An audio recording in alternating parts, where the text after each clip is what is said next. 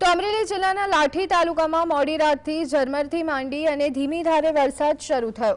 લાઠીના રામપર, તાજપર સહિત આસપાસના ગ્રામ્ય વિસ્તારોમાં વરસાદી માહોલ જોવા મળી રહ્યો છે। આ વરસાદ વાવણી બાદ આવ્યો હોવાથી ખેડૂતોમાં ખુશીની લહેર ફેલાઈ છે।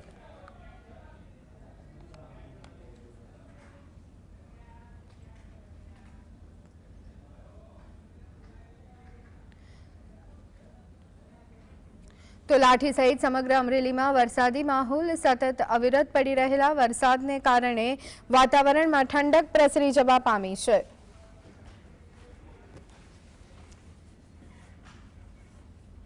तो आज अंगे वधु विगत मेळवी लईए। संवाददाता कल्पेश अमारी साथे जोड़ाई गया है।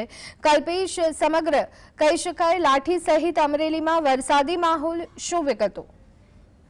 जी चौक्कसથી જણાવી દઉં કે તો અમરેલી જિલ્લામાં જ વહેલી સવારથી ઘનઘોર વાદળો છવાયેલા હતા। ખાસ કરીને અમરેલી જિલ્લાના બગસરા, વડિયા તેમજ સાવરકુંડલા, લાઠી પંથકમાં ધીમી ધારે વરસાદ વરસી રહ્યો છે। ખાસ કરીને વાત કરું તો લાઠીના રામપર, તાજપર સહિતના જે વિસ્તારો છે તેમાં વરસાદ વરસી રહ્યો છે। ગઈકાલે રાતથી જ ધીમી ધારે વરસાદ આ વિસ્તારમાં વરસી રહ્યો છે। હાલમાં હું આપને દ્રશ્યો લાઠી તાલુકાના દામનગર શહેરના બતાવવા જઈ રહ્યો છું કે ત્યાં પણ વરસાદ વયા ગયા બાદ જે વાતાવરણ છે તે ઠંડક જોવા મળી રહી છે અને હાલમાં અમરેલી જિલ્લામાં અવિરત વરસાદ છે તે પડી રહ્યો છે।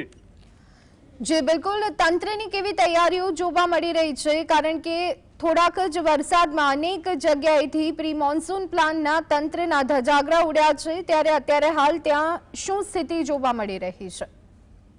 जी ચોક્કસથી જણાવી દઉં કે આપને હું સીધા દ્રશ્યો દામનગર શહેરના બતાવવા જઈ રહ્યો છું કે ત્યાં પ્રી મોન્સૂન નગરપાલિકાને પ્રી મોન્સૂનની કામગીરીને લઈને ગड्ढा જે કરવામાં આવ્યા છે અને હાલમાં લોકો જે રાહદારીઓ છે તેને ભારે મુશ્કેલીનો સામનો વેઠવો પડી રહ્યો છે। ત્યારે અમરેલી જિલ્લાની વાત કરું તો અમરેલી જિલ્લાના અનેક એવા વિસ્તારો છે ત્યાં પ્રી મોન્સૂનની જે નગરપાલિકાની કામગીરી છે તેની સામે રોષ જોવા મળી રહ્યો છે। जी आभार समग्र माहिती आपवा बदल।